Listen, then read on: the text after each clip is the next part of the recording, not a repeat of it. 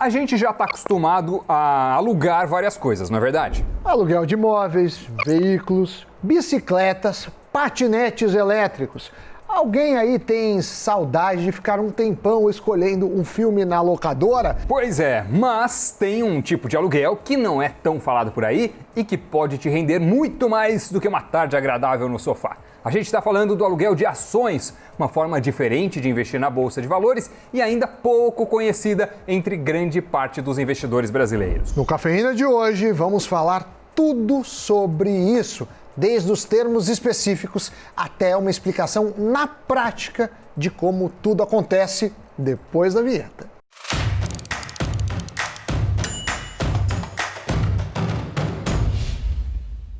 Amiguitos e amiguitas desse país, estou parecendo el Topodídio. Olá, amiguitos. Quando eu era pequeno tinha o Topodício, eu acho que era no SBT, e ele ficava pra caminha, que era 8 da noite. Eu achava, eu tinha raiva dele, porque minha mãe falava, agora você pode dormir. E criança não gosta de dormir cedo. Era uma mas não tinha TV a cabo, não tinha YouTube, não tinha Netflix.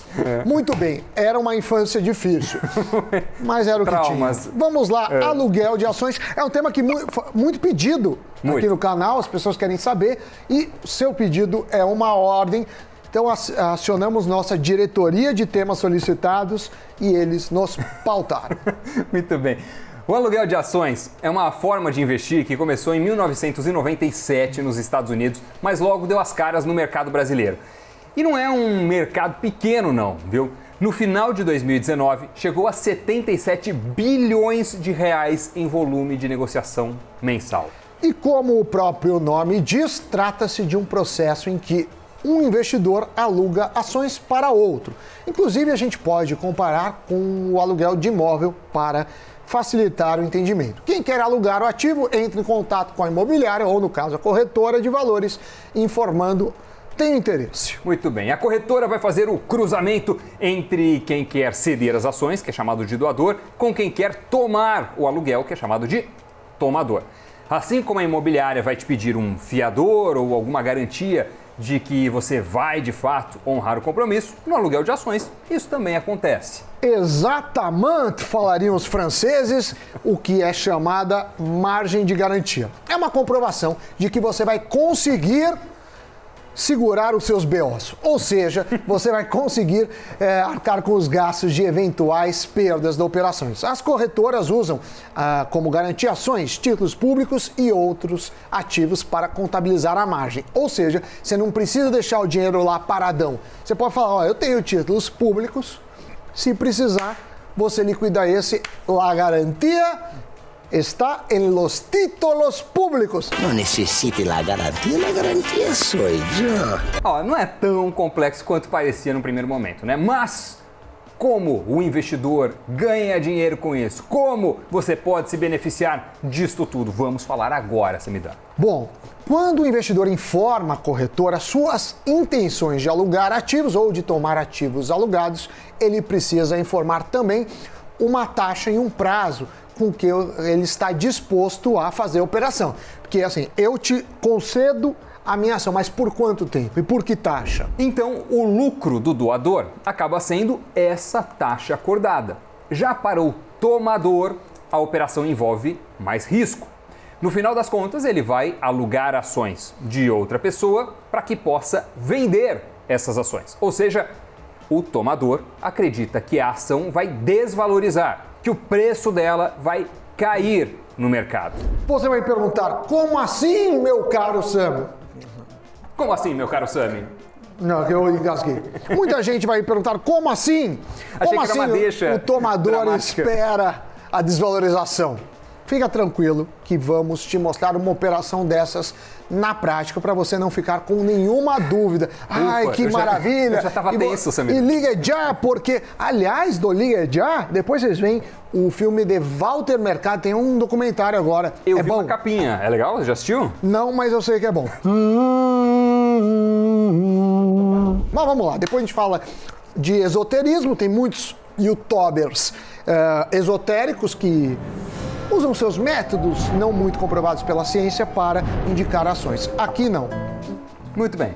E onde estávamos mesmo? Estávamos falando a respeito do aluguel de ações. Vamos recapitular. Vamos. Não, a aqui gente estava falando que ia dar um exemplo prático para as pessoinhas. Perfeito. Para entender como alguém ganha com aluguel de ações, né? Muito Sim. bem. Então vamos dizer que a Isinvest, a corretora, que é a nossa parceira, identifica 2 investidores. Um doador e um tomador. Né? O doador é aquele que tem as ações e quer alugá-las para outra pessoa e tirar uma renda disso. E o tomador é aquele que deseja ter essas ações alugadas, tomar essas ações, tá certo? Digamos que a corretora foi lá, a Isinvest, identificou, bom, tem aqui um doador, tem um tomador, eles manifestaram o seu interesse, eles estão dispostos a fazer uma operação. Qual operação? A gente escolheu aqui um exemplo para ilustrar bem e tornar toda essa explicação bem didática. Eles querem fazer essa operação de aluguel de ações com 1.000 ações da Petrobras, código PETR4, a uma taxa de 2% ao ano, por um período de 6 meses, com o preço da ação fixado em R$40. Então, esses são os dados do início do contrato, né? Um aluguel de 1.000 ações da Petrobras, o investidor A é o doador, ele vai emprestar ou ele vai alugar as suas ações para o investidor B, que é o tomador, ao preço pré-fixado de R$40 por ação, taxa de 2% ao ano, prazo de 6 meses. Sam. E aí, martelo batido, negócio fechado, vamos avançar 6 meses, editor no tempo. O doador recebe de volta 1.000 ações da Petrobras, mais a taxa firmada no início do contrato, que, como o Doni falou há segundos atrás, de 2% ao ano sobre justamente as 1.000 ações. Como o preço inicial acordado foi R$40 por ação, 6 meses de contrato, vai 2, vai 6, vai 1, torta, o doador recebe 400 bolsonaros. Muito bem, então este foi, por assim dizer, o lucro do doador, né? Ele recebeu de volta as 1.000 ações da Petrobras, a taxa de 2% ao ano sobre o valor inicial das ações de R$40, 2% sobre 1.000 ações cotadas a R$40, 6 meses, lucro final, como o Sam disse, R$400. Muito bem, para o tomador, o cálculo é um pouquinho mais complicado, mas coisa pouca. Vamos dizer que logo que pegou as ações alugadas, ele as vendeu no mercado pelos mesmos R$400. Então, digamos aqui que o Samidana é o doador. Tá certo? É o doador. Ele tem lá 1.000 ações da Petrobras, eu sou o tomador, eu quero alugar dele estas ações, né? O preço pré-acordado é de R$40. Aí eu vou lá, alugo as ações do Sam, o Sam não está pretendendo vender, tem aquela ação paradinha lá na carteira, quer ganhar um aquém, um dinheirinho, porque assim, você empresta algo que você tem a estratégia de longo prazo. Então você majora seus ganhos, não só pessoas físicas fazem isso, mas também fundos podem fazer. Então eu tô lá, não vou usar, falo assim, ó, tô lá, depois você me devolve, porque em 6 meses eu não vou vender. Muito bem. Aí então eu tomei essas ações alugadas do mil Sami, ações. 1.000 ações da Petrobras, Sim. valor acordado de R$40. Aí o que eu fiz? Eu vendi no mercado, tá certo? Vendi essas ações porque eu acho que elas vão cair. Aí o que acontece? Vamos supor que, como eu previa, o valor da ação, nesse exemplo hipotético, caiu nesse período de 6 meses e agora, 6 meses depois, editor dá um fast forward aí no tempo. 6 meses depois. Sami, há 6 meses eu aluguei ações de você, lembra disso? Você tá muito bem conservado, Doni, há 6 meses. Parece a mesma cara, mas o seu... A voz mudou, mas os meus cabelos... Muito bem, olha, lembra daquelas ações que eu aluguei a R$40, o preço de mercado? Parece que foi hoje. Parece que foi hoje. O que eu fiz? Eu vendi naquele dia a R$40 e hoje, veja só, as ações estão aqui negociadas a R$35. Mas que bom, Doni! Mas que maravilha! O que aconteceu com o seu caixa? Olha só, no fim da operação, eu tenho que devolver as ações que eu aluguei do Samidana, 1.000 ações. Senão a corretora vai lá e liquida a sua garantia, ou até, se não tiver garantia, eles são responsáveis. Então é por isso que agora, bom, hoje a ação está 35, eu não tenho ação, eu vendi ela logo que eu as aluguei do Sami. O que eu tenho que fazer? Eu tenho que recomprar essas ações a preço de mercado e devolver para o Samidana. Como a ação está 35 nesse exemplo hipotético, eu vou lá e compro 1.000 ações de volta para devolver a ele. Felizmente, o preço da ação caiu conforme a operação que eu estruturei aqui e eu tive um lucro com isso, certo? Então, o lucro do tomador é exatamente o que, Samidana? O lucro vai ser, obviamente, a diferença entre o valor pelo qual vendeu as ações e o valor que desembolsou para recomprá-las. Certo. Além disso, você tem que pagar o aluguel, que é aqueles 2% sobre o total de ações pré-acordadas com taxa, que deu aqueles R$400. Muito bem, então, final do cenário. A conta ficou assim. Eu vendi 1.000 ações da Petrobras por R$40 no momento inicial da alocação. Total, R$40 mil. Sim. No final do contrato, eu precisei recomprar para devolver para o Sami. Sim. Como as ações estavam a R$35, eu gastei 35 mil para recomprá-las. Até aqui, bom, tive um lucro de 5 mil reais, certo? Mas eu tenho que pagar o aluguel. O aluguel custou R$400, então no final o lucro do tomador, neste caso euzinho, foi de R$4.600. Muito bem, Doni. Claro que a gente fez um exemplo que parece um baita negócio, porque eu ganhei 400 e ganhou 4.600. Porém, você tinha um risco que poderia não cair. Se ficasse 40 mantido, você ia perder os R$400 e bola pra frente. Mas se subisse, e quanto pode subir? O céu é o limite. Você poderia, inclusive, quebrar.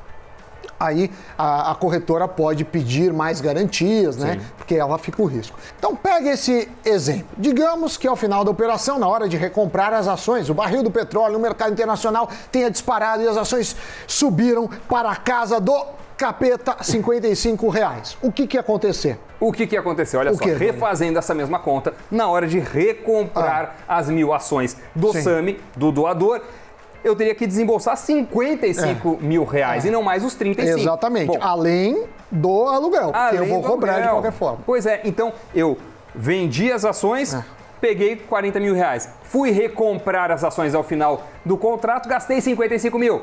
15 mil de prejuízo, mais o aluguel que o Sami aqui, como bom doador, já lembrou, 15.400 reais foi o meu prejuízo nessa operação. Por isso que o doador em uma operação de aluguel, ele tem uma renda extra e tem um risco baixo, não é? Agora, o tomador, esse está fazendo uma operação mais especulativa, então ele pode lucrar muito mais ou pode se lascar também. Exatamente, Doni. Então, enquanto isso, o doador, ao alugar as ações, tem que esperar. Ele não poderia vender quando o preço subisse, porque as ações não estão com ele, não tem essa posse temporária, passou para outra pessoa. Quando o contrato de locação chega ao fim, aí sim ele faz o que ele quiser. Mas o que é interessante? O que é interessante? Que isso se dá pela oferta e procura. Então todo mundo comprou ações da Magazine Luiza. Ou, porque subiu muito, todo mundo comprou. Aí vai ficar com um monte de gente, eu vou ficar a longo prazo, quer doar, quero alugar, quero ser doador, a taxa vai ser muito próxima de zero. Perfeito. Então isso segue aí a oferta e demanda. Mas de qualquer forma, você pode potencializar os gastos se você é um investidor de longo prazo, como é meu caso, e acho que potencializar... O que eu falei? Os gastos. O que eu disse? Os gastos. E como é que é?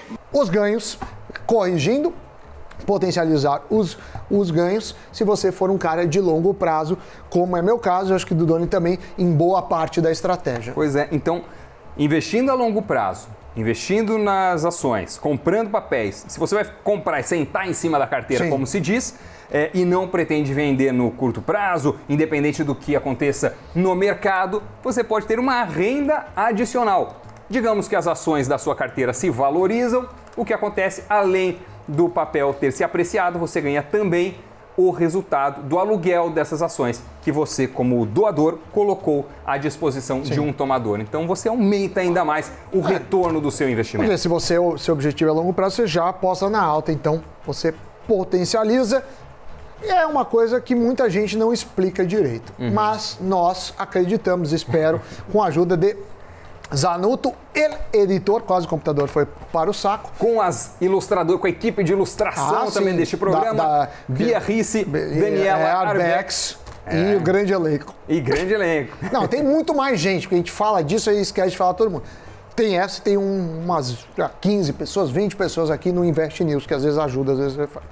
É um trabalho em equipe. O Doni é o Cristiano Ronaldo, meio Cristiano, meio Messi. E eu sou o Ronaldão do São Paulo, quando ele só fazia umas patas cagadas.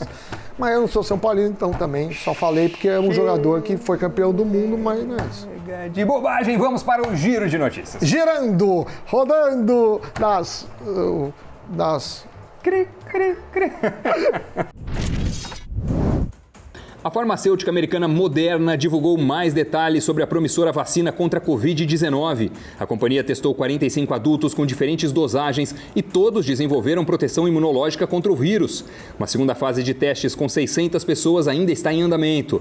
O valor de mercado da Moderna quadruplicou em 2020, chegando a quase 30 bilhões de dólares. Os resultados positivos da Moderna e de outras farmacêuticas na busca pela vacina impulsionaram o mercado europeu. O índice Stocks Europe 600 subiu 1,76%. Em Londres, a bolsa teve alta de 1,83% e na Alemanha, o índice DAX fechou com alta de 1,84%. A Fundação Getúlio Vargas apontou o crescimento de 0,7% no PIB brasileiro em maio. É o primeiro dado positivo depois de 2 meses de queda. E apesar da recente recuperação, o Ministério da Economia divulgou que espera uma queda de 7,5% no PIB do segundo trimestre. A estimativa é que apenas o setor agropecuário cresça neste período. Muito bem, este foi o giro de notícias não tão animado quanto o nosso apresentador. A cafeína hoje, puseram News. alguma coisa na minha cafeína hoje. Mas é isso aí, e o mercado fechou, todo dia ele abre, todo dia ele fecha. Certo. Você sabe que uma vez, é verdade essa história, eu perguntei pro cara, estava em Portugal. Portugal é aquele país que tem uma praça, um monte de pombo e um monte de idosos. É isso, Portugal. Economia pequena. E aí eu tava numa loja e perguntei, vocês fecham domingo? Perguntei, vocês fecham domingo? E ele falou, não. E aí eu cheguei domingo, estava fechado. E por quê, Doni? Porque ele falou, se não abre domingo, não tem como fechar no domingo. Cuidado com os portugueses. Baseado em histórias reais. É verdade, eles são literais. Caso real. Se você ligar para qualquer português e ele estiver a caminho e você pergunta, alô, onde você está? Ele fala, estou no carro. Eles são muito literais, Doni. É um outro tipo de inteligência, uma inteligência que não é para nós brasileiros. Muito bem. E tudo isso... Por quê? Por quê? Porque o mercado fechou. Fechou e eu lembrei do caso da loja que não fecha. Pois é, então vamos ver como foi aqui no Brasil o fechamento do mercado.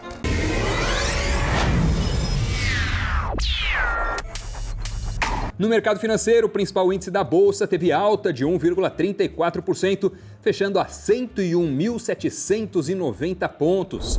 As ações da Embraer subiram e foram destaque de alta após a empresa anunciar a encomenda da Helvetic Airways por 4 jatos E2. Entre as quedas, destaque para CSN, MRV e IRB.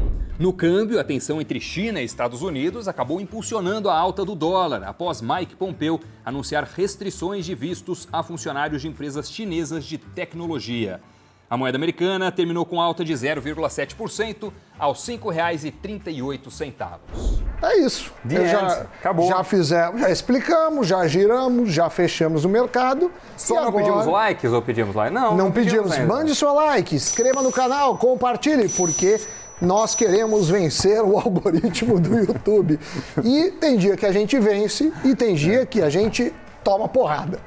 Então, contamos com a sua ajuda, a gente podia estar roubando, a gente podia estar vendendo iogurte na TV. Eu adoro! Mas não, estamos aqui. Estamos aqui. Tchau, valeu, até o próximo Cafeína.